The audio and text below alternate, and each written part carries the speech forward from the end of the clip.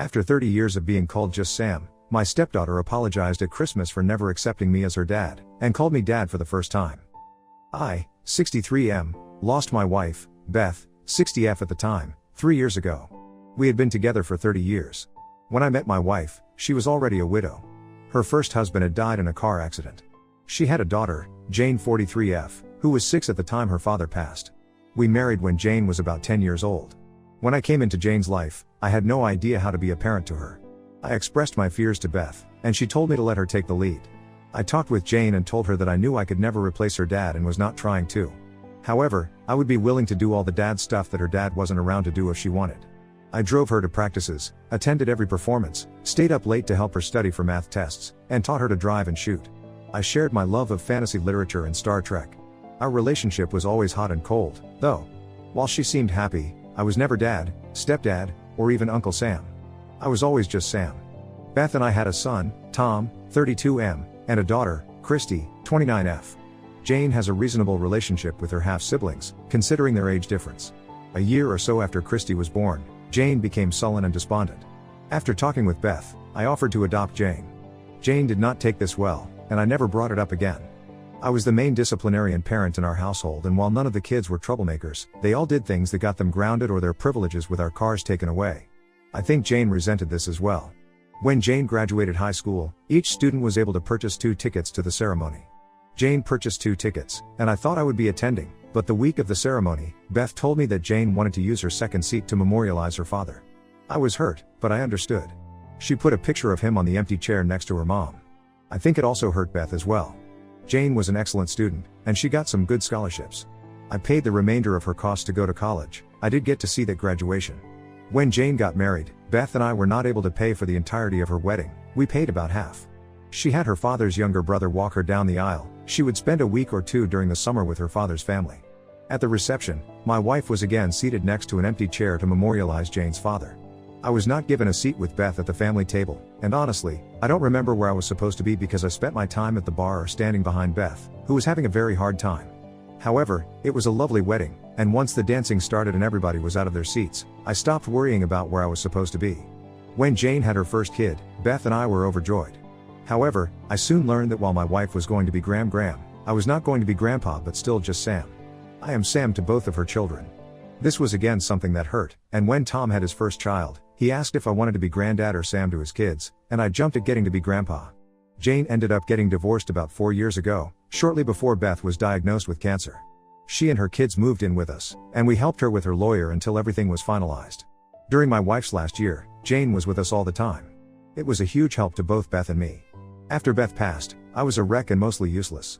It wasn't right, but Jane ended up doing most of the funeral preparation. I am very grateful for the help she provided. When Jane's father died, his mother helped with the funeral expenses and purchased a double plot. When Jane prepared the funeral, she organized everything so that Beth would be buried next to Jane's father, her first husband. I was shocked and felt that this was done somewhat behind my back. My wife had never told me of this, but Jane assured me that this was what Beth would have wanted. I talked with Tom and Christy, and they know I intend to be cremated.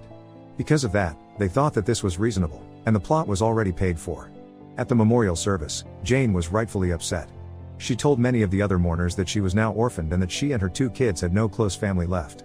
This upset Tom and Christy a lot, but I tried to explain that it was different for Jane. I talked with Jane during the memorial and told her that she does have a family that will welcome her if she wants it. She thanked me and was polite. I have not really talked with Jane since the memorial. The first year, I invited Jane to all the family get-togethers just like before, even though Tom and Christy were angry with her. I left her voicemails asking how she was doing and how her kids were. However, in the last couple of years, I have stopped because I never get any response. I still send her and her kids gifts for their birthdays and Christmas. I just don't actively reach out. In one of the last voicemails I left, I told her that all she needed to do was call, and I would help her. With all that information, here is where I might be the My daughter Christy is getting married next year. She reached out to Jane in the past few months and has been working on reconciling with her.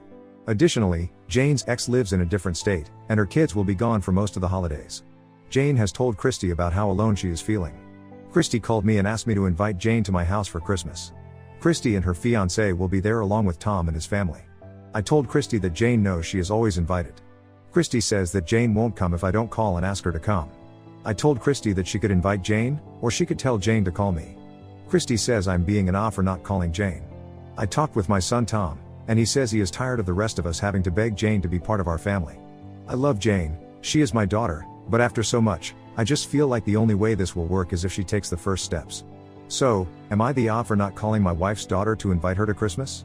Jane, if you see this, just call. Edit, I am really astounded by all the comments. I thought I would just get a few, but there are too many to answer them all.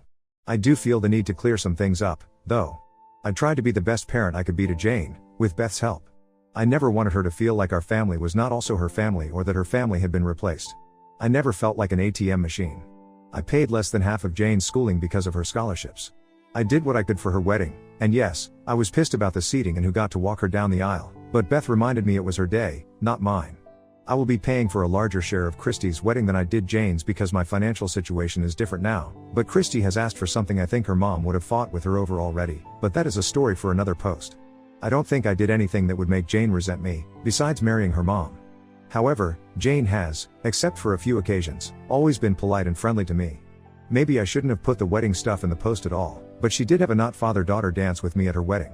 When Beth passed, Jane told me that her mother was amazingly lucky to have found true love twice in one lifetime. When I offered to adopt Jane, it went very badly.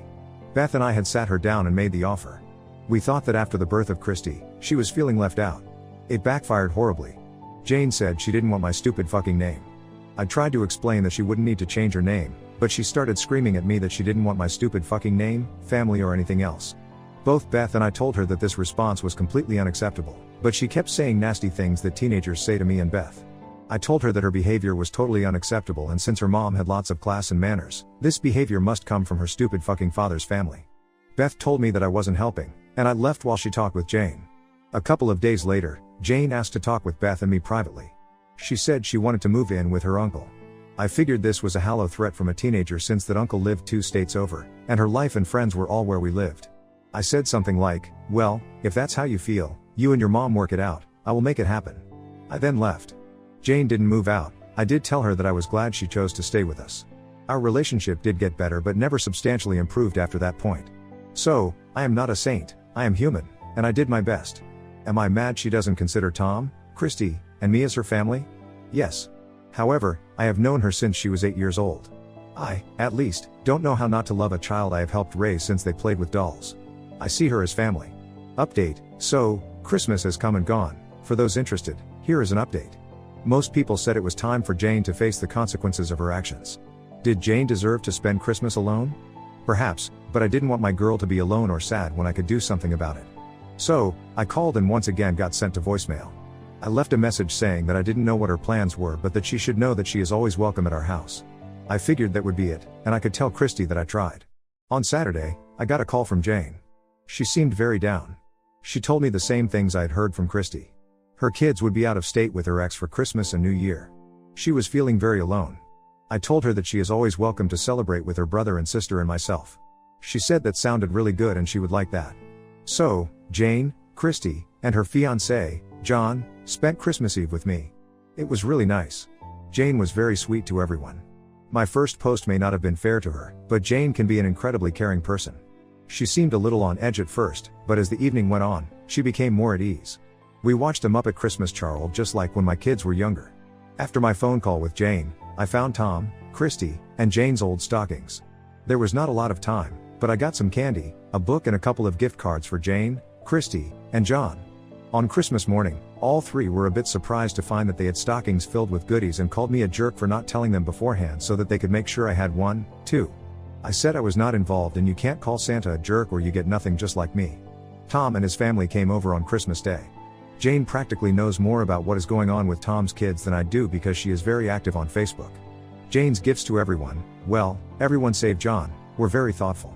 Jane is great with kids, she is a teacher, and Tom's kids really enjoy their aunt. Jane and Christy made our Christmas dinner, and seeing giggling like schoolgirls in the kitchen together reminded me of Christmas long ago when Christy was 7 or 8. Jane was home from college, and Jane, Beth and Christy were all working in the kitchen. Christy was standing on a chair, and Jane was teaching her all our secret family recipes. Christy adored Jane in the way that little kids adore adults who are not their parents. Jane was just so patient and kind to her little sister. I remember Beth, Jane and Christy telling Tom and me that stinky boys need to set the table.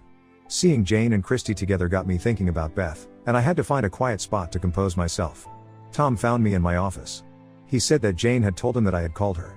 He said that he was glad I did. That he was not sure he would have been willing or able to make the call. I told him I bet if it were his kid, he would have. That's probably enough of my family Christmas. I know that the real update is, did I talk with Jane? Tom and his family went home because his kids wanted to play with their new toys. Christy and John left to meet John's family for a late Christmas meal and get together. As Christy was leaving, she gave me a hug and told me, "Merry Christmas, Daddy." When I turned around and saw Jane, I could see dread on her face. After everyone had left, Jane asked to talk with me. We had a long conversation, and I'm going to hit the important parts. Jane said she was very thankful to be invited for Christmas. She told me that when she started dating after her divorce, because of her age, she met a lot of guys who had older kids like her own. Many didn't think trying to blend families with older kids was a good idea. I guess they figured the kids would be out of the house soon, and they had co-parenting relationships that worked for them. However, Jane has her kids pretty much all the time. A large factor in her divorce had been that her husband had a view that his job was more important than their kids' lives. She wanted to be with somebody who would show her kids, especially her son, that family is not just a thing women care about. Apparently, as her longest relationship was spiraling, she had an argument with her boyfriend where she said something like, and remember, I am paraphrasing a story she told me, "What's so hard about stepping up and being a good dad? My stepdad was able to do it, and he didn't have any kids of his own when he married my mom." To which that boyfriend said something like, "You mean the guy you treat like sexy, and your kids treat him badly, too?" She says that after that fight or whatever, she kind of started thinking about our relationship, the things I had done for her, and that she had done as well. She told me she felt embarrassed and ashamed. She didn't even know how to start to fix anything, and she thought Tom, Christy, and I were mad at her. She asked me if we could have a relationship like I have with Christy and Tom. I told her that I could not give her a replica of my relationship with Christy and that none of us could change the past. I told her that for me, nothing had changed from when I was at the park that afternoon, where I told her that I would be willing to do all the things her dad was not around to do. I will always be as much her dad as she wants. Jane was crying by this point, and I held her. She started sobbing harder and saying she was sorry. I told her that I knew and that everything was okay. In the middle of this, something happened that I had waited a very long time to hear. The sobs of "I'm sorry" became "Dad, I'm so sorry. I am so sorry." Well, one apology and a good cry don't change a person. The next morning, I was mostly back to being Sam, but there were a few dads and even one daddy sprinkled in. We will see. Some other things I'm guessing people will want to know. We did talk about her mom's funeral. She said that she didn't mean to do anything secretive. By using the plot that was paid for, they saved on some costs and were able to get an encasement as well. The encasement should make it possible to have my cremains interred with my wife. Also, I guess a down payment has been made towards a headstone for me that can be integrated with my wife's. Finally, her youngest was apparently upset that Tom's oldest called me grandpa all the time at the funeral and thought that it meant I liked Tom's son more than him. That was years ago now, but she said she would be bringing up the Grandpa Sam situation with her kids. I said I would like that. In all of this, Jane never tried to say that it was her father's brother or any of the rest of her father's family who didn't like me or made her act like she did. There was no evil outside influence. She is just a scared girl who wishes she could have done some things differently. I know many people said that she wouldn't really change. I know change is very hard. Maybe after the holidays, everything will just go back to being like it was.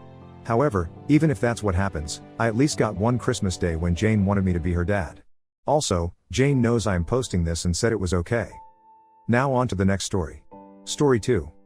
Came home early and caught my wife cheating red-handed. She tried to deny it at first, but the truth came out. My wife and I met through our parents 8 years ago and we got married shortly after. We joked around and told people it was an arranged marriage because that was what it felt like. They thought we would be cute together and practically forced us on our first date. I had been too focused on my career to really focus on a serious relationship before I met her. I had a lot of meaningless flings and casual partners, but I hadn't met anyone I wanted to settle down with. When we got together, it finally clicked for me. I could see what people meant when they talked about love at first sight and just knowing when you meet the right person. We had our first child together after being married for 2 years. Everything was falling into place with us and it felt amazing.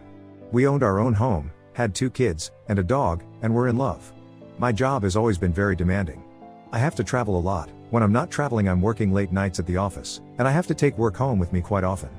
That was why casual flings worked so well for me before meeting my wife. If I was in the mood, I could just call someone and I didn't have to worry about much else. It was more difficult to balance when I was married. I would spend long days at work and come home to my wife and the kids and still have to be on with them. By the end of the day, I was exhausted. I'll admit, my sex life with my wife lacked a lot of spontaneity. When we had sex with each other, it was practically scheduled. She would tell me she wanted to, and I would tell her a day that worked for me. In hindsight, I know that it was probably unfulfilling, but it was never brought up to me. I made good money and I took care of my wife. She didn't work, so she stayed home and took care of the kids. When they were both in school, she didn't have as much to do during the day. She would tell me about how bored she would get after the house was cleaned and how she needed to find something to fill her time. She invested in a lot of different hobbies to try during the day, but nothing stuck. She decided to join a cooking class at the local community center. She had always been a great cook, so I didn't understand why she was taking a class for it. When I asked her about it, she said it was to expand our taste buds. She was learning all kinds of new techniques and recipes, and she was really proud of her work. I was happy that she was happy and I didn't question it anymore. She cooked some of the new recipes for us for dinner, and while we ate she would rave about the things she learned. She would always talk about the class instructor and how brilliant he was. He was apparently very innovative and planning on opening a new restaurant in town. I had no idea anything was going on until I saw it with my own eyes. I had been at work one day when I got sick.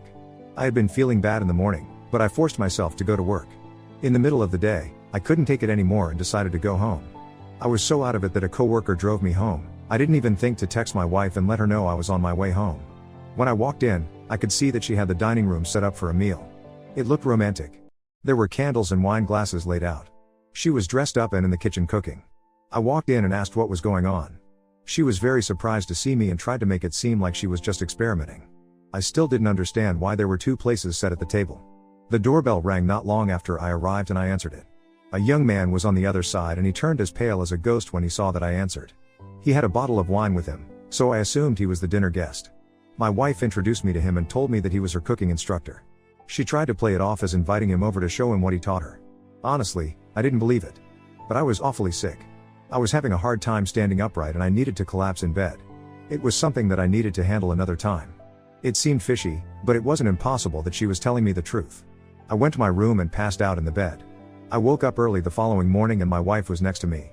Part of me thought it was a dream, but I knew that it wasn't. While she was asleep, I grabbed her phone and looked through it. There were obviously a lot of deleted messages between her and the instructor, which was a major red flag. She was hiding something and I knew that their lunch wasn't as innocent as she tried to make it seem. I looked through her image gallery and found a few hidden photos of the instructor. They were shirtless pictures mostly, but I found one picture of another man's private parts and assumed it was his. I sent what I was able to find to myself and put her phone back before she woke up. She had never given me any reason to suspect that she was cheating on me, but at that moment I started to wonder if I just missed the signs because I was too busy working. I called out of work, but I told my wife I was going in. I ended up stopping by the library to use a computer and look for a good divorce attorney. After I found one, I did some digging into the cooking instructor my wife had been seeing. I found his website online and saw that he was a minor cooking influencer online. He had a lot of followers on his social media pages and even had some sponsorships. I figured that I could ruin all of that for him. I found out who managed the community center and contacted them, informing them of the inappropriate behavior of the instructor. He seemed to be relying on the kitchen at the community center while he planned his restaurant opening. I had no doubt he was relying on that income to get it started too. When I was done there, I lingered around town until I could go home and pretend like I worked all day. I waited until I had some information from my lawyer to tell my wife that it was over. When I finally got the word, I served her with the papers and savored the shocked expression. I told her I knew about the instructor and she tried to deny it. When she realized there was no point, she started explaining why it happened. She told me that she was feeling unfulfilled. She put all of the blame on me for not satisfying her and making her feel like she came second to my job. Like I said before, in hindsight, I can agree with that. But she never came to me and told me anything. If she had, I would have listened to her and tried to change for her. I would have gone to counseling if we needed to. I loved her and would have done anything to make sure our relationship was okay. But she decided what she wanted to do and sealed our fate for us. There was no going back to the way things were for me. She was disappointed and tried to sway me away from divorce, but it wasn't going to happen. We ended up divorcing and I was favored in the end because she cheated. We still have to spend a lot of time together due to custody arrangements and we're cordial, but I don't talk to her about anything other than the kids. Cheating GF tried to win me back, but I ignored her because I had supported her for years. Then it turns out she had an affair at her job. My 24M partner, 30F, of 4 years had an affair with a colleague, 22 to 23M, on a mine site. We started dating on September 2018 on my birthday, so that day has always been extra special to me. My partner does rostered work. She works 8 days on a mine site and is back 6 days off. I work a decent 9-to-5 job, so we are both pretty well off. She's also an international resident, so I had decided to help her get her visa to stay. We applied for the de facto/spouse visa at the end of 2020. For the first 3.5 years, our relationship was really good. We both loved each other and were doing so much together. Unfortunately, some clashes between her and my mum led to us moving out and renting a place for 6 months. She knew how to do everything. She's extremely independent, knows how to take care of a house and cooked really good food. I, on the other hand, was a bit of a dropkick and didn't know how to do any of that properly. Mum looked after me a bit too much, which handicapped me a lot when moving out. Whilst I was working every day and being very smart with our money, we never had any money problems. I was also a bit selfish as a 23-year-old who tended to spend a bit too much time at the computer and away from household chores. I did make sure I spent some time with her though. We watched some good shows like Game of Thrones, Money Heist, and Merlin. I did, however, clean enough to ensure we got 100% of our bond money back. I did all the weeding by hand. After our 6-month lease was finally up, we bought a place together. This was around September 2021. She started her mining job around December 2021. And me, still being a dropkick, didn't do much of the housework, although I did learn to cook some dishes as I needed to make sure I kept myself fed whilst she was on site. But I still didn't do the laundry or vacuum and mop the floor cause my standard of cleanliness was so much different from hers. Instead, I spent my time learning how to invest because she told me she wanted to make a lot of money. I designed an investment plan just to suit her. I enjoyed investing a lot, but not so much in cleaning. Come April 2022 and she breaks down in our bedroom at my lack of help around the house. She tells me she's incredibly stressed with having to come back and do all the housework after 8 long days on the mine site. At this stage, I finally wake up and become the adult I should have become long ago. I started vacuuming and mopping the whole house once a fortnight and doing the laundry every week, making sure she has an empty basket to work with when she came back. It was like a switch was flicked on in my head. I should also mention that sex was non-existent in the last year of our relationship. She didn't want to take the pill due to side effects, although she was on it periodically for the first 3 years and we had sex then. I went to buy a pack of condoms, but then she went and hid the condoms when we were about to have sex. So I just refused to have sex with her because I didn't want to have unprotected sex and risk pregnancy. She even suggested that I take the male version of the pill that makes my sperm infertile or something. I don't even know what she was on about there. I kept up my routine, making my own lunches and maintaining the house while she was away. I finally become an adult that could survive on their own. But the relationship didn't seem to improve. Slowly over time, she stopped cooking for me and didn't like me touching her in bed. She also gave me her cheek for kisses instead of her lips. Looking back, these were all red flags, but I was blinded by love and my desperation to save the relationship. I kept up with the cleaning and maintenance. She even went back on the pill to balance her hormones, or so she claims. I tried initiating sex with her again at this point, but she refused. And then came September 17, 2022. I was mopping the floor in my computer room and couldn't use it because the floor was wet. I went to use her laptop instead and saw everything in Messenger. She had been in a casual, but intimate relationship with a man on the mine site, a little bit younger than me. The text messages were extremely explicit. I saw they had this going on since late July. I couldn't go any further back because I was about to throw up. I confronted her about it that night and she told me she had been extremely stressed with work and had fallen out of love. I didn't understand. She loved me when I was a total dropkick. All of a sudden I become this mature and capable adult, but she doesn't love me anymore? I was a total wreck for the next week and couldn't sleep well. I decided to call things off with her. I cannot be with someone who commits infidelity. We are going to split up our assets and go our separate ways.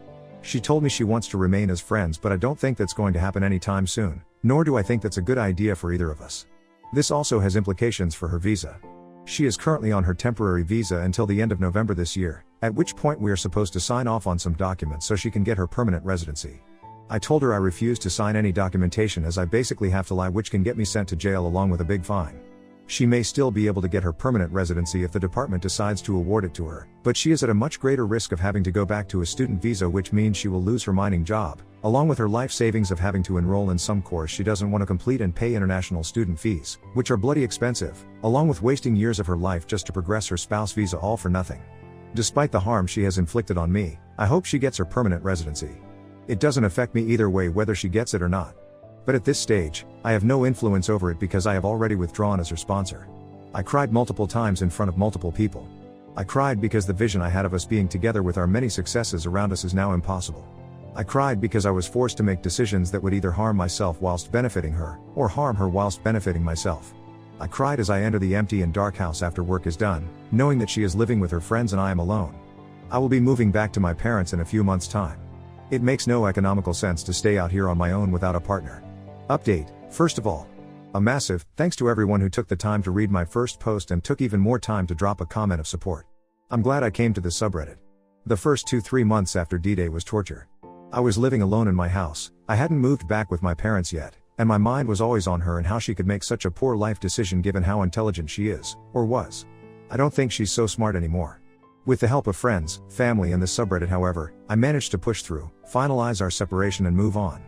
Liquidated our investments. I told the immigration agency that we are no longer together and I withdrew as her sponsor, to stay on the safe, legal side of things. I gave her share of the house, I bought out her share, so the house is mine, and investments to her and I left it at that. Whilst all of this was going on, she would make pathetic attempts at making amends like washing the bed sheets and making the bed whilst I was at work. She bought me 6 jars of Pringles one day and on another, she texted me, offering to give me a lift because it was raining slightly. I messed up the bed when I got back from work. I declined her offer to drive me home, but I did eat the Pringles that she bought. I wasn't going to let those go to waste, but that didn't change the way I felt about her at all. To anyone reading this, all of those things were done out of guilt. It's not love. It's guilt. There is a massive difference. She didn't do those things in the 2 months or so leading up to D-Day, so why is she only doing it after I found out? It's because she's guilty and she feels it. For those who read the first post and are curious as to whether she'll be sent back to her home country or not, the only update I have on that is that she got her visa from the immigration agency. So from my POV, it looks like she'll be here to stay. She called me after work to tell me the immigration agency decided to give it to her. I don't know how true it is though, nor do I care too much at this point. Fast forward to November to December 2022. I've moved back with my parents and I started renting out the house that we were staying at. I kept myself busy by meeting up with friends, playing some new games, learning to cook some new recipes, started 3D modeling and going to the gym. Day by day, things got better. And as my love and ability to give a shit about her dwindled, I started to see more and more just how bad of a person she was. I remember how she would come back home just to pick on the smallest of things just to make me feel bad and to give her superficial reasons to cheat. I remember how she refused to kiss me on the lips in the last few months of our relationship. It was heartbreaking to come home after a long day of work just to have her not wanting to kiss me. I remember how she wouldn't even acknowledge me when I would walk through the front door and just sit on the bed with her laptop pretending I don't even exist. Well, that's all in the past. I have better things to do and better people to get involved with. Thanks for reading. And for those who had just gone through D-Day recently, there is light at the end of the tunnel. Find some hobbies. Go to the gym. Talk to family and friends. Go for a walk. Go to the markets. Listen to music. Play some games. Read a good book. Start a small herb garden. Hell, go to work even, just to keep your mind busy. Literally, do anything except dwell on your broken relationship. Now on to the next story. Story 2. Boyfriend only eats pizza and threatened to expose my past when I tried to leave. I, 24F, am dating A, 25M, an almost unreasonably picky eater and I'm pretty much at the end of my rope. I, 24F, met Jake, 25M, about 2 years ago while out and bonding over the fact that we graduated from the same college. We went on a couple of dates and were getting to know each other when he let me know that he had more or less eaten pizza every day for the past 3 years. I didn't love the idea, but I thought he was pretty cool besides that and figured it was just a little quirk he had that he was exaggerating and that the dude just really liked pizza. He was not. He eats it every single day without fail. Each time we go out, it has to be pizza, and after a few fights here and there, it's been pretty much an unspoken understanding that when we go out, we will be getting pizza. Also, it's not just any pizza, he's even picky about his pizza. He'll make us go to a few totally inconvenient pizza places that require a subway ride trip and are far from where either of us lives. We live in NYC, and I'm sure most of you know you pretty much can't pass a single block without stumbling upon a pizza place, so it's not like these places are our only options. I can name all the foods he eats on both my hands. All are simple carbohydrates, but pizza is his absolute favorite. For the others, he'll just settle to eat if pizza is not immediately available. No vegetables, no fruit, no protein, whatsoever. He absolutely refuses to even try them despite never trying most of them before. I've tried to push his boundaries gently, but it always fails, and the one time we went somewhere I wanted to go, he pouted the entire time and ordered French fries. He's promised to be more open and that this pizza thing won't be forever, but that it's working for him now, whatever that means. He claims to be high functioning on the spectrum, which, honestly, I'm not totally convinced of, but that's another story, and that's why he can only eat pizza. This made me more cautious of discussing my issues with his diet because I know how easily he can claim I'm insensitive to his disability and that it's something he truly cannot help, and he has.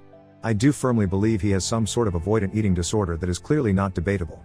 I've more or less dropped it because it always starts a fight, but the resentment is still there.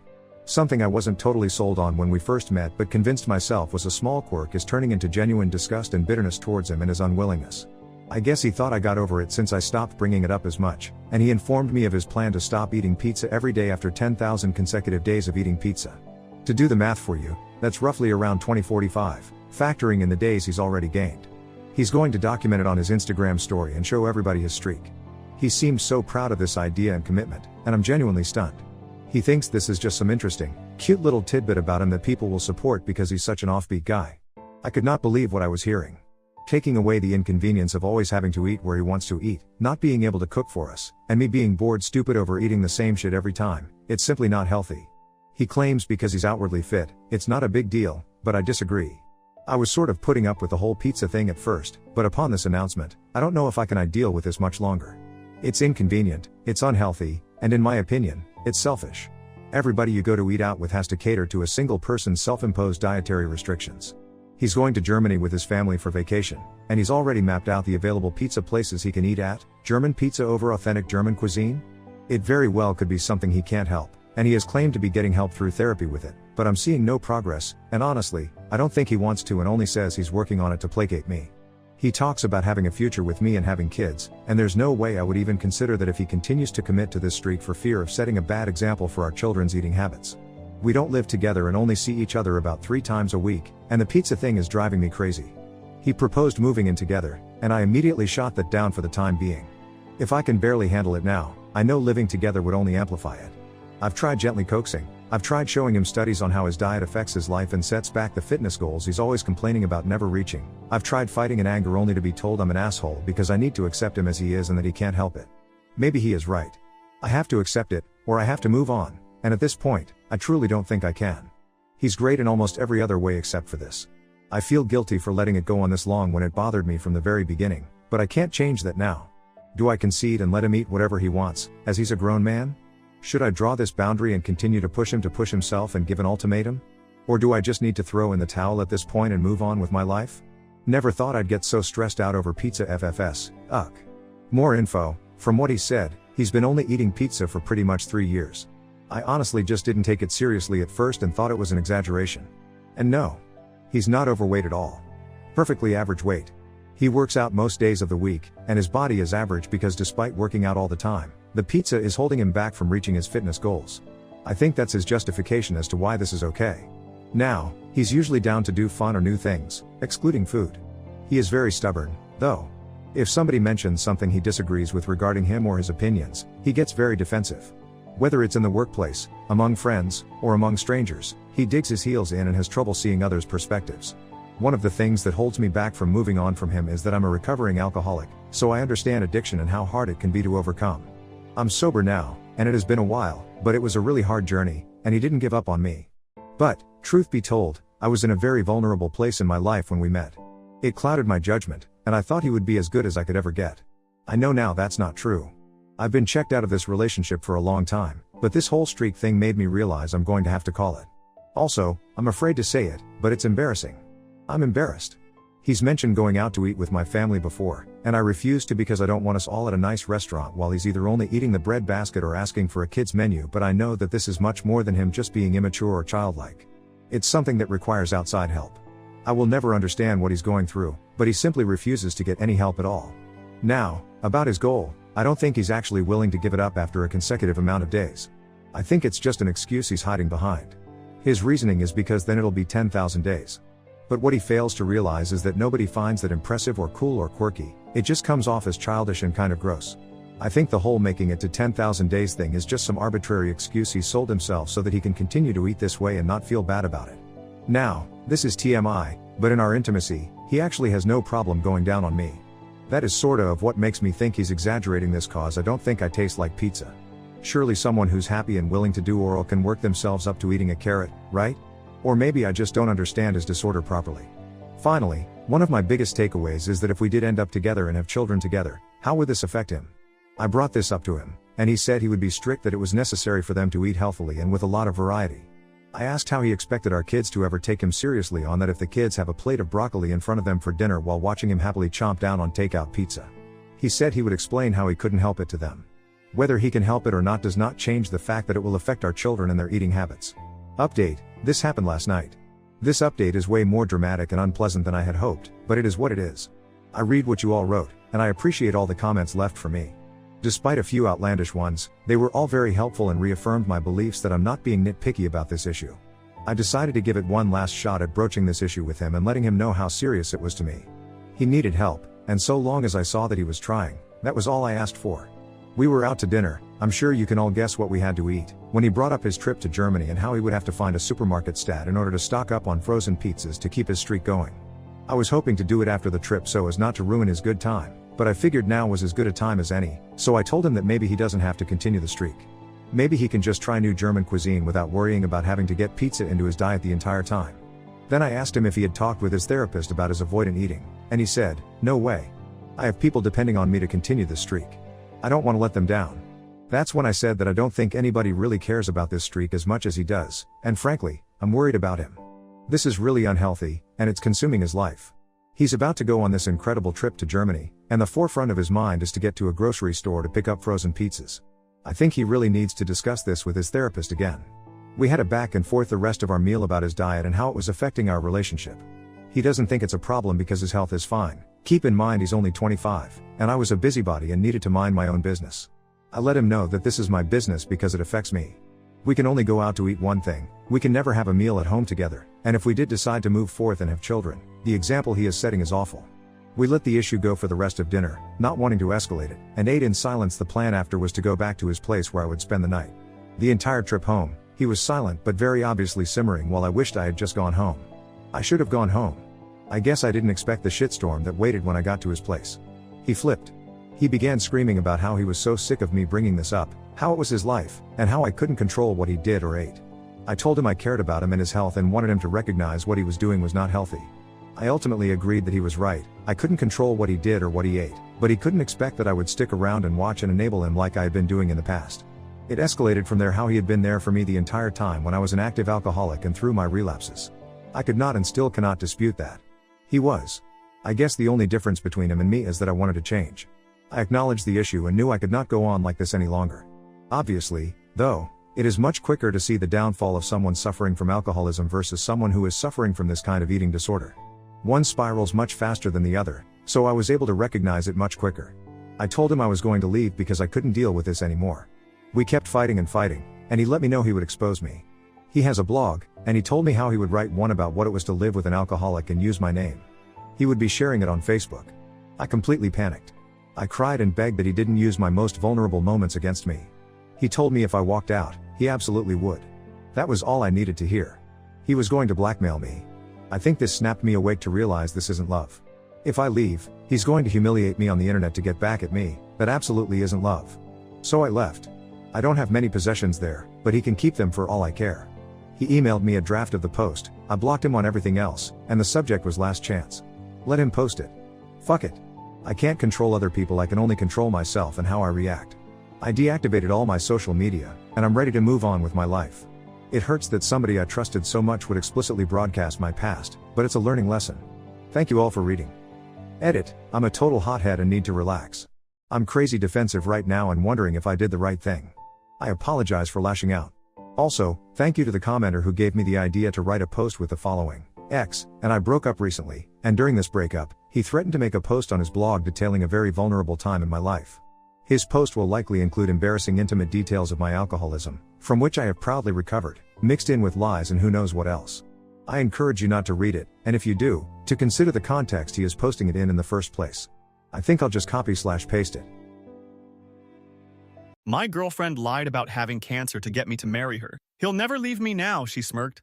I let her keep lying. But this morning, she was screaming outside my house. I, 32M, still can't believe I'm typing this. My hands are shaking, but I need to get this out. 2 hours ago, I overheard my wife Laura, 29F, on the phone, laughing about how she faked cancer to trap me into marriage. Yeah, you read that right.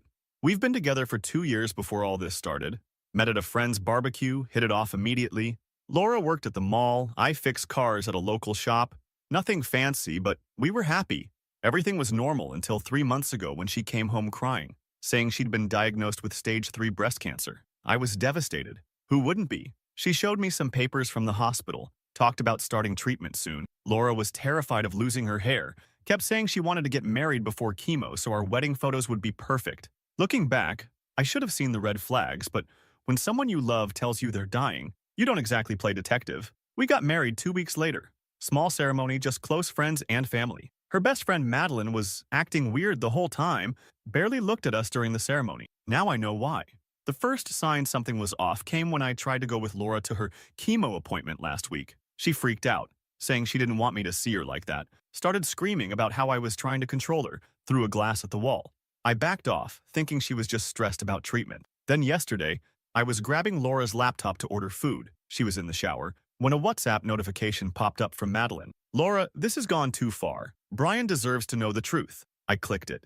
Their chat history loaded. My stomach dropped as I scrolled up.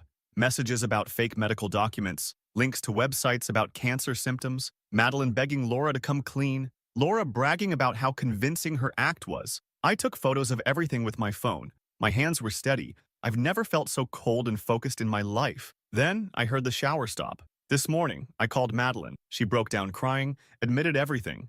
Laura had been planning this for months, got some medical letterhead from her cousin who works at a clinic, studied cancer symptoms online, even bought a wig she never ended up needing. I waited until Laura got home from treatment today. She walked in, all smiles, not a hint of chemo side effects. I didn't say anything, just watched her act. She even pretended to be nauseous, running to the bathroom. When she came back, her friend Kathleen called. That's when I heard it, standing in the hallway, listening to Laura laugh into her phone. He's such an idiot. Actually believed everything. The crying, the fake diagnosis papers, all of it. Should have seen his face at the wedding. He'll never leave me now. I recorded everything on my phone. She doesn't know I know. Doesn't know I've got all the proof. Doesn't know I've already talked to a divorce lawyer. She's in the kitchen right now, probably planning her next Oscar-worthy performance about her miraculous recovery. The thing is, I'm not sad. I'm not even angry anymore. I'm just cold, clear-headed. She thinks she's won, thinks she's trapped me. Last night she was talking about how we should start trying for a baby soon. The absolute audacity of this woman. Laura's going to learn exactly how wrong she is about me never leaving. But not yet. First, I'm going to let her dig herself deeper. She's planning to announce her remission at her sister's birthday party next month. Everyone will be there. Her family, our friends, her boss who gave her all that paid leave. I've never been the type for drama or revenge, always handled things straightforwardly. But for this, I'm willing to make an exception. She wants to put on a show? Fine. I'll give her an audience she'll never forget. The lawyer said to keep acting normal for now while we get everything in order. So that's what I'm doing. Watching her spin her web of lies, letting her think she's got me right where she wants me. She has no idea what's coming. I'll update when everything goes down. Right now, I need a drink, and maybe some acting lessons of my own. Update. Hey Reddit. A lot has happened since my last post about Laura faking cancer to trap me in marriage. First, thank you all for the support and advice. You were right. I needed to be smart about this. It's been 2 weeks since I found out the truth, and watching her keep up this act is making my blood boil. Every morning she goes through her little routine of taking meds, they're vitamin gummies, I checked, making a show of looking tired, and talking about her upcoming treatments. The Oscar-worthy performance would be impressive if it wasn't so fucked up. The hardest part is sleeping next to someone who makes my skin crawl. Last night, she cuddled up to me and whispered, "I'm so lucky to have such a supportive husband. Some guys would have run when they heard the C word." I had to clench my jaw to keep from screaming. Instead, I just stroked her hair and said, "You can always count on me, babe." I felt dirty afterward. I've been methodically building my case. Remember how I mentioned Madeline knew about the lie? Well, she's been helping me. Turns out she's felt guilty this whole time. She showed me texts from Laura bragging about her plan. Brian's such a good guy. He'd never leave someone with cancer. This diagnosis thing was genius. There were screenshots of Laura Googling cancer symptoms and researching what chemo patients go through. Madeline's kept everything. The real kicker came yesterday. Laura's been telling everyone she goes to Memorial Hospital for treatment. I drove there during her supposed appointment time. Guess who I saw walking out of the mall with shopping bags? She was laughing with her friend Kathleen, looking healthier than ever. I took photos from my car. The timestamp matches her chemo appointment perfectly. This morning, she had the nerve to throw a fit because I didn't remember to buy her special post-chemo organic juice. She screamed about how I don't take her illness seriously enough and slammed doors until I apologized. The whole time I was thinking about the spa selfie she posted during her last treatment. I've started quietly moving money into a separate account. The lawyer says I'm doing everything right, documenting every lie, saving texts, taking photos. Laura's so confident in her trap that she's getting sloppy. She left her medical documents on the kitchen table. They're literally downloaded from Google Images. The hospital logo is pixelated. The best evidence came from her own mouth. I set up my phone to record while asking about her treatment plan. She went on a detailed rant about her oncologist, Dr. Barrett's recommendation. I called every Dr. Barrett in the city, none work in oncology. She made up a whole damn doctor. Here's where it gets interesting. She's planning to announce her remission at her parents' anniversary party next month. She's already writing her emotional speech. I found the draft on her laptop when she asked me to check her email. It's a whole creative writing piece about her brave battle and how my love cured her. I'm letting her plan this announcement. She has no idea what's coming. My lawyer has everything ready. The divorce papers are printed. The evidence is organized. I've got statements from Madeline and Kathleen, who finally cracked and admitted she knew too. Laura's already talking about how we should start trying for a baby since I'm getting better. She keeps showing me baby clothes online. This morning she cried about how blessed she is to have beaten cancer and how excited she is to start our family. I smiled and held her while fighting the urge to vomit. The party is in 3 weeks. She thinks it's her big moment of triumph. She has no idea it's actually going to be the day her whole lie crumbles. I've invited everyone who's supported her through this battle. They all deserve to know the truth. I won't lie. Part of me feels like a monster for plotting this. But then I remember how she manipulated me, used my love against me, and made a mockery of actual cancer patients. Those vitamin gummies she pretends are chemo pills, they're still on the kitchen counter. Every time I see them, I remember her smirk when she said, "He'll never leave me now." Just 3 more weeks of sleeping next to a stranger. 3 more weeks of watching her fiction fall apart. 3 more weeks until the truth comes out. And trust me, Reddit, the truth is going to hit her like a truck. I'll update after the party. Wish me luck. Edit. To those asking about legal consequences, my lawyer assures me I'm doing everything by the book. This isn't about revenge. It's about exposing the truth to everyone she's deceived. She made her bed. Now she gets to lie in it. Update 2. If you haven't read my previous posts, my wife Laura faked having cancer to trap me into marriage. I've spent the last month gathering evidence and planning my next move. Today, everything came to a head, and I need to get this off my chest. Laura had been planning this big remission announcement party at her parents' house. She'd been dropping hints all week about having amazing news to share with everyone.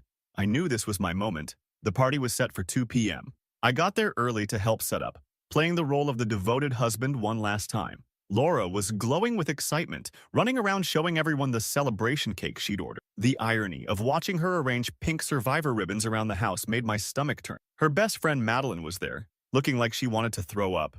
She knew the truth but had been too scared to speak up earlier. Our eyes met across the room, and I gave her a slight nod. She knew what was coming. Around 3 p.m., after everyone had arrived, Laura's parents, my parents, our closest friends, about 20 people total, Laura clinked her glass. "Everyone, Brian and I have amazing news." I stood up before she could continue. "Yeah, we do have news." I pulled out my phone and opened my gallery. "Laura, why don't you explain these photos to everyone?" The pictures showed her at the gym last week, the beach weekend she took with Kathleen while supposedly having chemo, the hair salon appointments. Then came the screenshots, texts between her and Kathleen joking about the perfect plan, the fake medical documents she'd created. "Brian, what are you doing?" Laura's voice cracked. Her face went from confusion to panic in seconds. "Telling the truth," I said, my voice steady. "There was never any cancer, was there, Laura?" The room went dead silent. Laura's mom gasped. "He's lying!" Laura screamed, her face red. "I was sick. I had treatment." "Which hospital?" I asked calmly. "What was your oncologist's name? Show us a single, real medical bill." Laura started crying, but not the genuine tears I'd seen when she first told me about her diagnosis. These were angry, frustrated tears. "Kathleen, want to tell everyone what Laura told you 3 months ago?" I looked at her friend, who was staring at her shoes. Kathleen stood up slowly. "I'm sorry, Laura, I can't keep lying." She turned to the room. "She made it all up. She told me she needed Brian to commit, and this was the only way." What followed was chaos. Laura's mom started sobbing. Her dad looked like he might be sick. My parents were shouting questions. Laura tried to run out, but I wasn't done. "Show them the text, Laura, the one where you said, 'He'll never leave me now,' after I proposed. Show them how you laughed about it." She lunged at me, screaming that I was ruining everything. Her brother had to hold her back.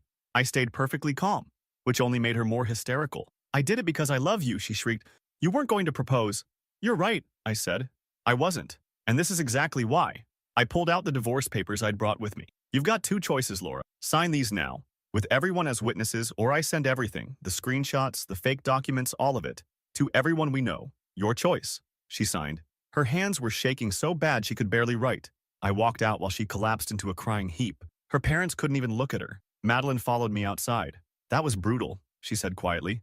"So was lying about cancer." I drove home feeling lighter than I had in months. Then my phone started blowing up. Laura had posted a long, rambling Facebook status about how I'd manipulated and abused her. I just posted screenshots of her texts in response. Within an hour, she deleted her post. Kathleen texted me later to say Laura's been calling everyone, trying to damage control. But no one's buying it. She tried claiming it was a misunderstanding about her diagnosis. Then she said she did it because she was mentally ill and needed help. When that didn't work, she started threatening to tell people I was abusive. The truth is spreading fast. Our mutual friends are blocking her. Her cousin, who's an actual cancer survivor, posted a scathing message about people who fake illnesses. I know this was harsh, but I wanted her to feel the full weight of her lies. She didn't just lie to me. She lied to everyone who cared about her, made them worry, made them cry, made them spend time and energy supporting her through a fake illness. The divorce should be final in a few months. Laura's still sending me endless texts switching between begging and threats. I've blocked her number, but she keeps making new Google Voice accounts to reach me. I heard from her sister that she's moving back in with their parents. Apparently she can't handle the looks she's getting around town. Good. Edit. Holy shit. She just showed up at my house screaming about how I humiliated her. I got it all on my doorbell camera. We'll update again if anything else happens. Final update. First, thanks everyone for the support on my previous posts. A lot has happened since I exposed Laura's cancer lie at the family gathering. And honestly, the fallout has been both satisfying and exhausting. It started small.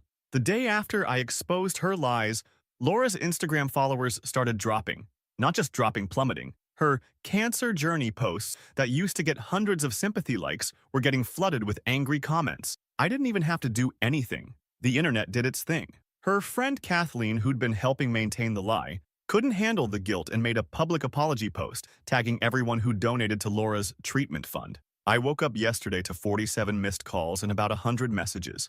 Laura had shown up at my workplace parking lot at 6 a.m., screaming that I'd ruined her life. Security got involved, and the whole thing was caught on someone's phone. By lunch, the video was making rounds in our local Facebook groups. The best part? She was wearing her expensive gym outfit. You know, the one she bought with the treatment fund money. My neighbor texted me that Laura spent 2 hours sitting in her car outside my house. Not exactly threatening, just pathetic. When I got home, she tried to corner me by my mailbox. "You could have just divorced me quietly," she screamed. "Why did you have to tell everyone?" I looked her dead in the eye and said, "Because you made everyone believe I was the asshole who might leave his dying girlfriend. You turned our friends and family against me as insurance. So yeah, they deserve to know." She lost it, started throwing the potted plants from my porch while screaming about how I owed her another chance.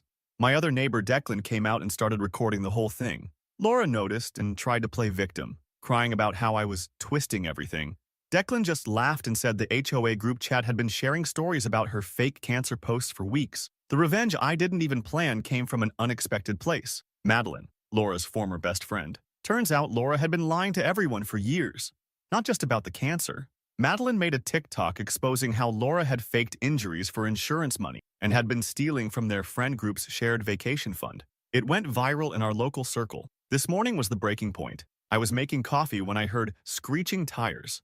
Laura had shown up with her sister Natalie, who used to be one of her biggest defenders. They were having a full-on screaming match on my front lawn. From what I could piece together, Laura had apparently also lied about paying for Natalie's kids' medical bills last year. The money had come from the cancer fund, money that people in our community had donated. "You're not sick, you're just sick in the head," Natalie was screaming while Laura tried to defend herself. "Do you know how many people you hurt? How many people really have cancer and needed that money? I didn't even need to get involved. I just stood on my porch drinking my coffee, watching Laura's carefully built world of lies collapse around her. Her sister was doing a better job at revenge than I ever could. The final blow came when Laura tried to damage control on Facebook. She made this long post about how she made a mistake because she was scared of losing me and how everyone was being too harsh. Her mom, her own mom, commented, "A mistake is forgetting to pay a bill. You orchestrated a months-long cancer scam and manipulated everyone who loved you. Get help." Laura's been fired from her job.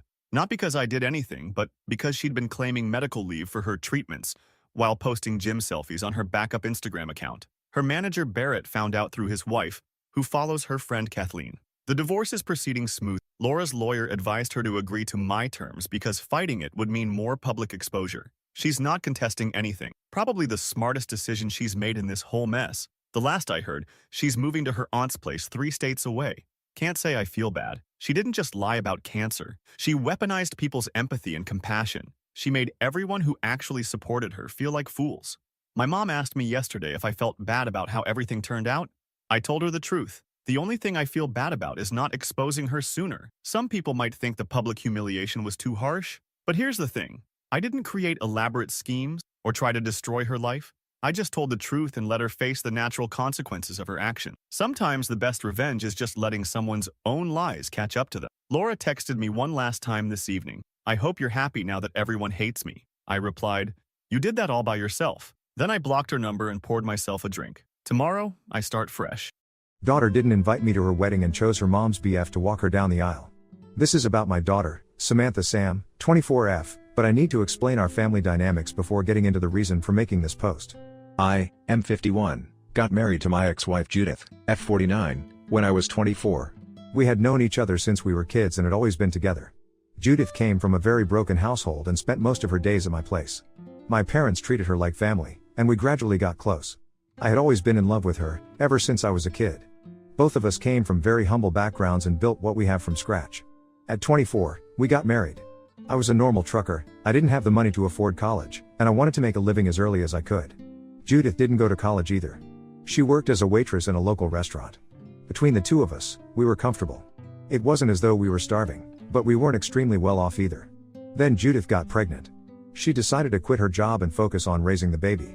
It was a financial strain for us, but this was the best arrangement possible. We didn't have money for daycare at the time, and I was earning more than her anyway, so it made sense for her to stay home and for me to bring in the money for the family.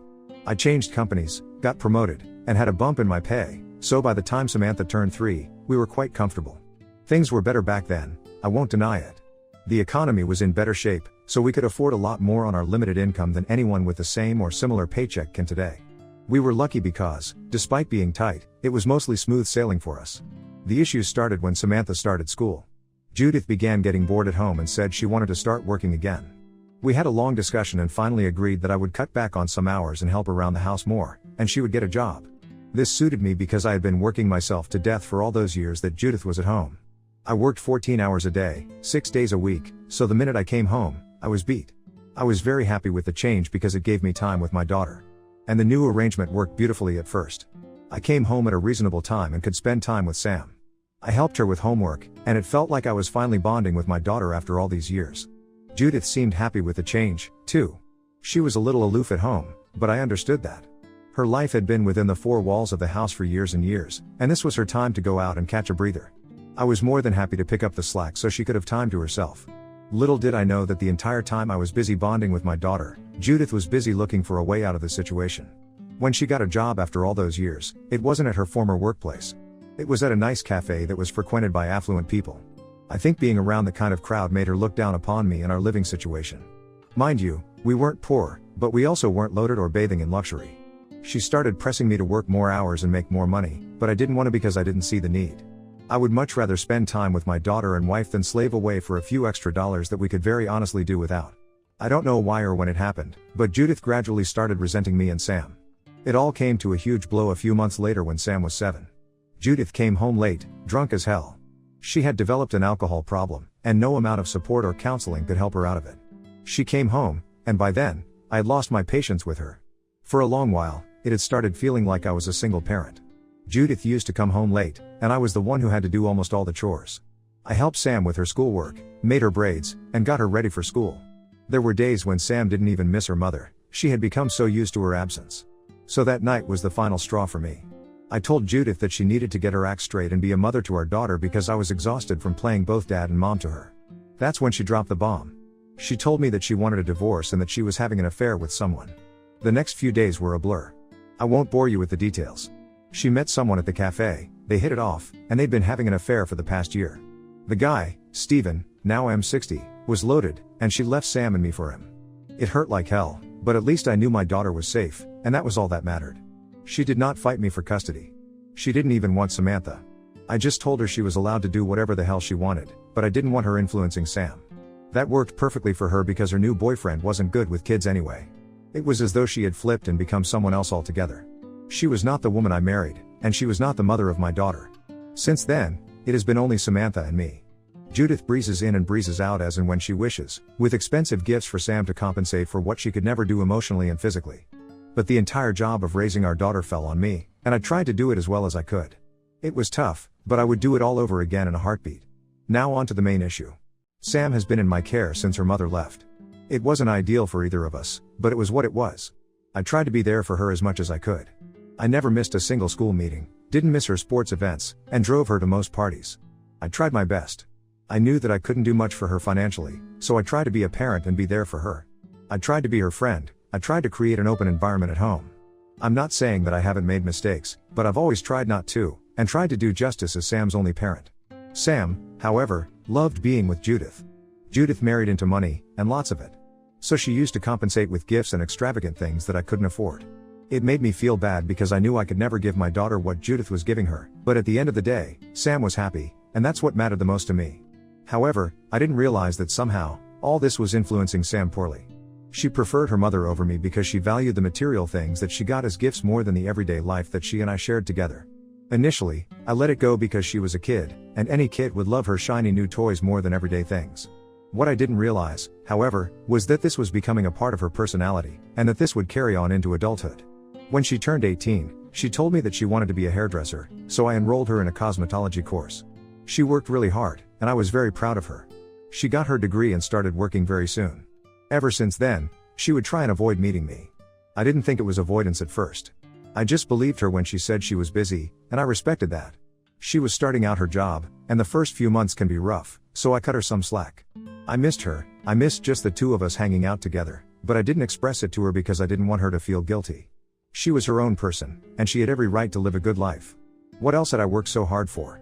But gradually, it began to dawn on me that she was deliberately creating distance between us. I tried to reach out a couple of times and even asked her if I had done something wrong, but she never disclosed anything to me. We weren't estranged, but we also weren't very close.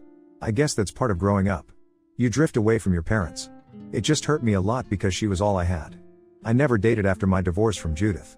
I was too busy taking care of Sam and working that I never found the time to date. I also didn't want to create a complex family dynamic, and didn't want her to have any resentment or complaints towards me. She was my only priority, and I was happy with the way my life was. My duty to my daughter was much more important to me than the loneliness I felt. However, when she started growing distant, I just felt as though I had been left behind, and that everyone had started new lives but I was still there.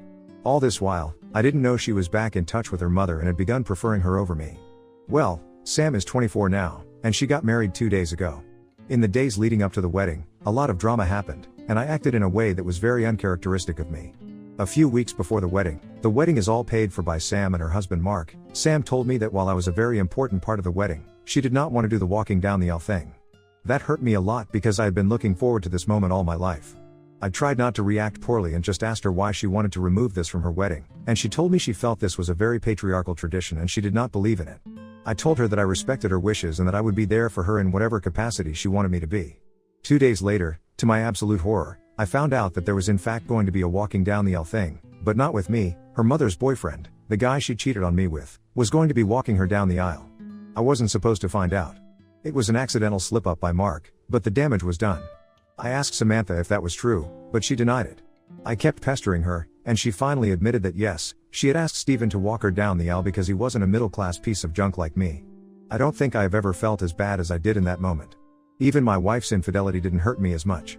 Mark tried to take the blame on himself because even he realized that she had said a lot. He took me aside and told me that his family was a bunch of prudes, and it was only to assimilate with them that Sam had asked Stephen to walk her down the aisle, but I was done.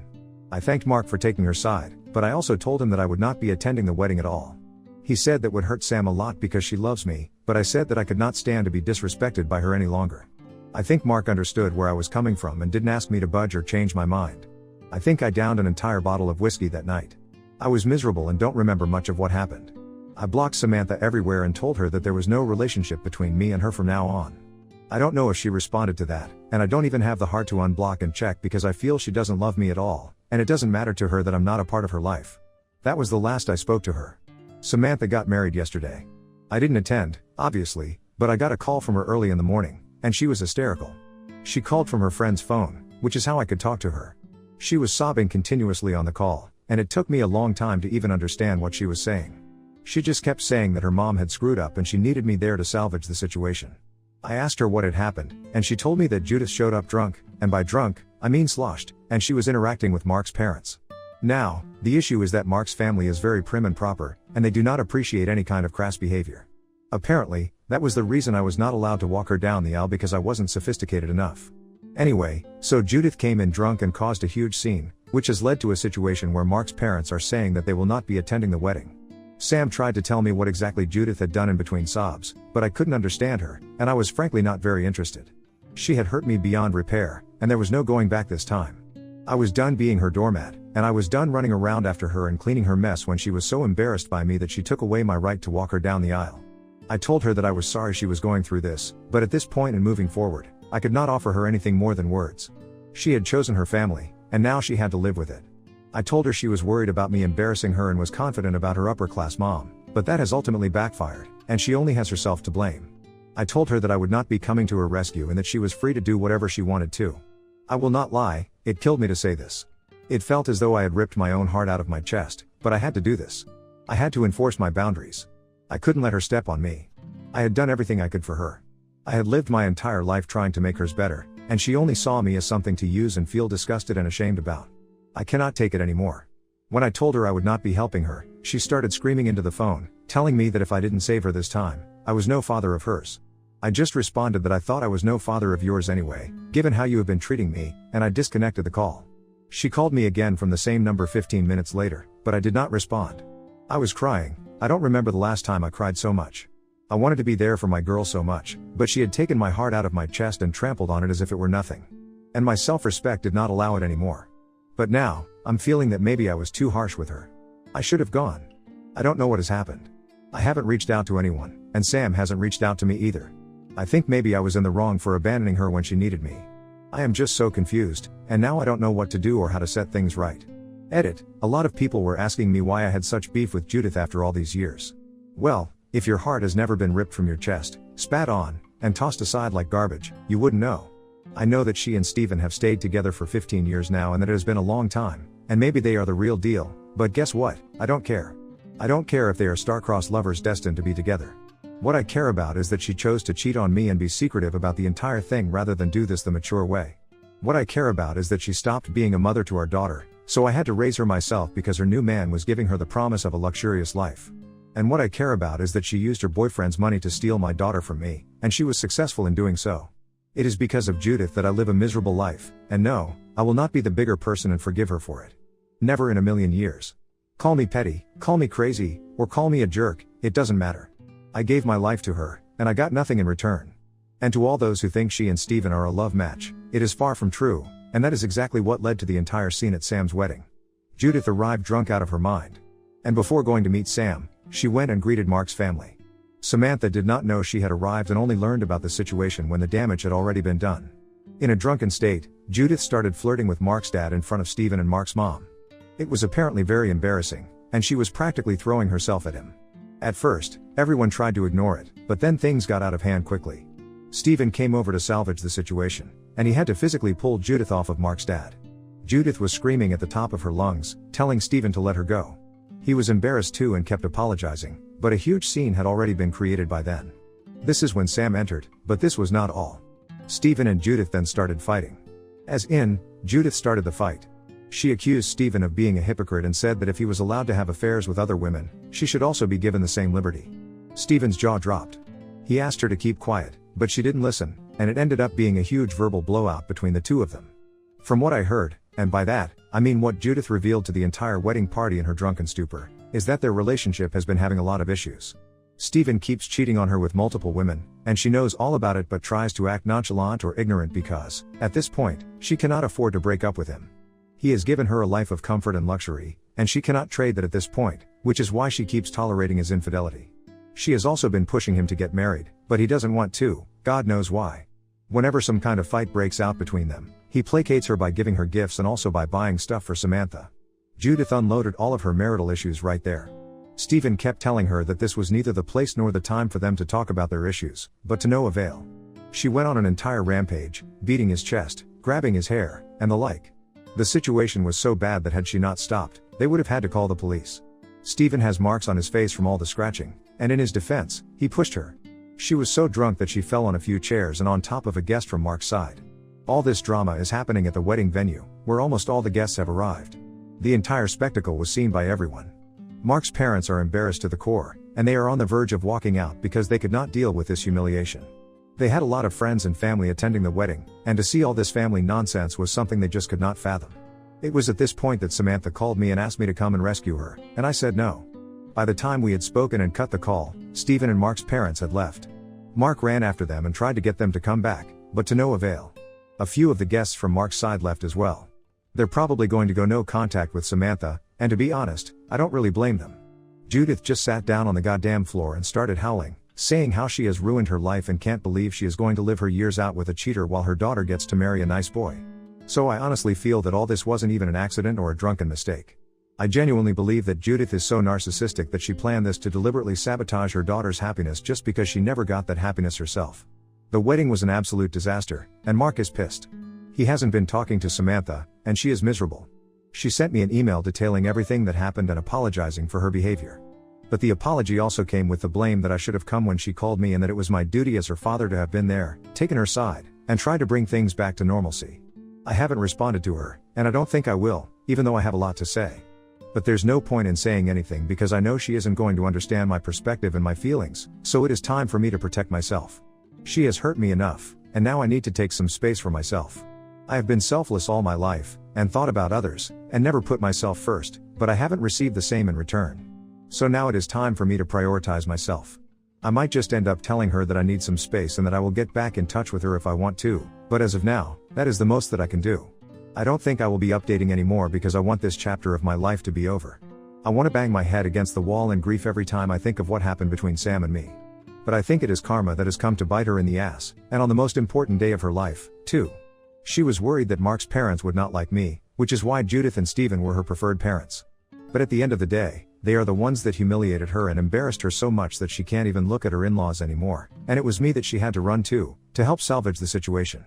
Update 1. To all those who were hoping for a dramatic update, I am sorry to disappoint you.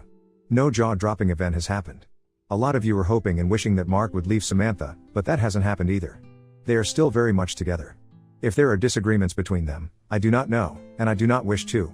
Those are issues between a husband and a wife, and they should stay that way. I do not mean to intrude in their lives, and I know I am not welcome anyway. And even if I were, I don't want to be a part of Samantha's life anymore. I have done my duty to the best of my ability, and now I'm taking a step back. I did not respond to her email. I thought that I would, but I realized that even an attempt to ask her to give me space and respect my boundaries would be met with blame and criticism from her, so it was literally pointless. In other news, I have joined a biker club in my town, and we meet once a week for drinks. I have made a couple of friends there, and it feels good to have people to talk to. One of the guys forced me to make a dating app. He's a young lad, but he seems good. They're all younger than me, so they try to keep me aware of the new things that youngsters do. It is quite entertaining. They've made a Bumble profile for me and keep asking me if I have any matches or not. One of them is actually coming over today to teach me how to talk to women and get dates for myself. I feel a little nervous if I'm being honest, haha. I haven't done this ever in my life, but it is also exciting. I have friends, I have a social circle, and I have something to look forward to. I would much rather have my daughter with me, and my family back, but I guess we don't always get what we want, and I need to make my peace with that. If I do end up scoring a date, I will let you know. Please leave some tips in the comments for this old man. Update 2, I have my first date today. I met her on a dating app. It's with a woman named Casey, fake name, obviously. She got divorced a couple of years ago, her husband was apparently a huge mama's boy, and her ex-mill kept interfering in their dynamic. She finally had enough and said goodbye. Nothing is serious between us right now, and we are only meeting for a couple of drinks. We have been talking to each other for a while now, and I kind of like her. It feels good to talk to a woman and get attention. I have been starved of this feeling for most of my life. Even during my marriage, Judith wasn't really the kind who was very expressive or loving, so this is a good and surprising change for me. Gosh, I feel so stupid, having a crush at the age of 50. But she's a beautiful and kind woman, and I wouldn't mind her company at all. I hope it goes well with her. My friends have all been preparing me for the date, and they are even more excited than I am.